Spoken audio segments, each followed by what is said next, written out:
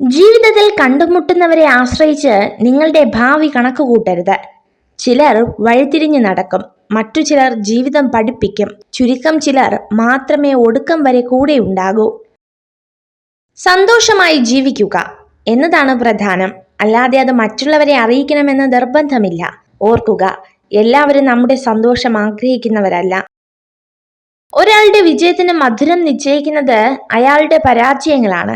ഏതൊരു മനുഷ്യന്റെ വിജയത്തിനു പുറകിലും ഒരു വീഴ്ചയുടെ മുറിവുണ്ടാകും.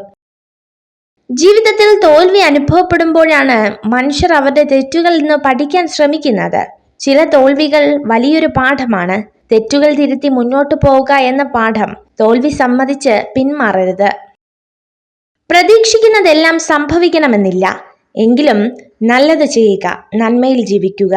അപ്പോൾ ജീവിതം മനോഹരമാകും. എവറസ്റ്റ് കീഴടക്കാനോ നിങ്ങളുടെ തൊഴിൽ മേഖലയിൽ ഉന്നതിയിലെത്താനോ ഏതിലായിരുന്നാലും വേണ്ടത് ശക്തിയും ആർജവവുമാണ്. മരണം കൊണ്ട് പോകാത്തതായി ഒന്നേയുള്ളൂ ഈ ഭൂമിയിൽ. അത് നാം മറ്റുള്ളവർക്ക് നൽകിയ സ്നേഹവും ഒരു പിടി നല്ല ഓർമ്മകളുമാണ്. ഞാനെന്ന ഭാവം ഉപേക്ഷിക്കുക, നമ്മളെന്ന ചിന്ത വളർത്തുക, അഹംഭാവത്തെ മറികടക്കുക, സ്നേഹത്തിനു വില കൽപ്പിക്കുക, ചിരിച്ചുകൊണ്ട് അകലം കുറയ്ക്കുക, അപവാദങ്ങളെ അവഗണിക്കുക. മറ്റുള്ളവർ നിങ്ങളെ ഏതു രീതിയിൽ പരിഗണിക്കപ്പെടണമെന്ന് നിങ്ങൾ ആഗ്രഹിക്കുന്നുവോ എങ്കിൽ അതുപോലെ നിങ്ങൾ മറ്റുള്ളവരോടും പെരുമാറുക. കേട്ട നുണകളെ ഒരു ചിരിയോടുകൂടി സ്വീകരിക്കുക.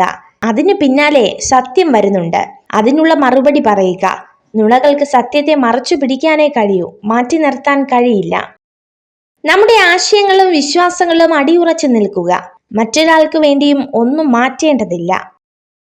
നിങ്ങൾ സഞ്ചരിച്ചു കൊണ്ടിരിക്കുന്ന ജീവിതപാത തടസ്സങ്ങളൊന്നുമില്ലാതെ വളരെ വ്യക്തമാണെങ്കിൽ ഒരുപക്ഷെ മറ്റാരൊക്കെയോ സഞ്ചരിച്ച അതേ ജീവിതപാത തന്നെ നിങ്ങളും പിന്തുടരുകയായിരിക്കാം. ഒരു സ്ത്രീ നിങ്ങളോട് സംസാരിക്കുമ്പോൾ അവളുടെ മുടിയിൽ ഇടയ്ക്കിടയ്ക്ക് തൊടുന്നുണ്ടെങ്കിൽ അതിനർത്ഥം അവൾ നിങ്ങളിൽ നിന്നും എന്തെങ്കിലും കാര്യം ഒളിപ്പിക്കുന്നുണ്ട് എന്നാണ്. വാസ്തവത്തിൽ അസാധ്യമെന്നൊരു കാര്യവും ഇതുവരെ ലോകത്തുണ്ടായിട്ടില്ല എന്നുള്ളതാണ് പരമാർത്ഥം. അഥവാ എന്തെങ്കിലും അസാധ്യമായിരുന്നുവെങ്കിൽ ഈ ലോകത്തൊന്നും തന്നെ സംഭവിക്കില്ലായിരുന്നു. നിങ്ങൾ ഈ വീഡിയോ കണ്ടതിന് നന്ദി. ഇതുപോലുള്ള കൂടുതൽ വീഡിയോകൾക്കായി ചാനൽ സബ്സ്ക്രൈബ് ചെയ്യൂ.